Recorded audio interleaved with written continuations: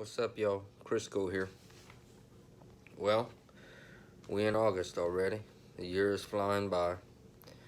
LSU reported for camp today. Even watched the preseason game tonight, the Hall of Fame game. The Broncos beat the Falcons 14-10.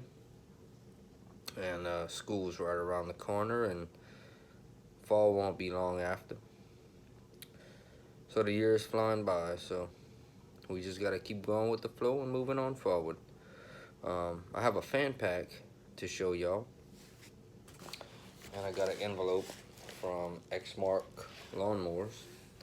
They paid $4.53 to send it to me.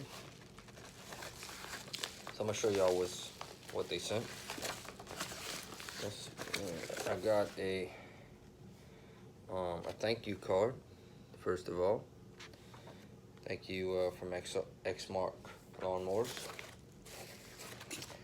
Got two of these, I guess you'd say decals or bumper stickers. Got a nice pin here. Nice little clicky pin.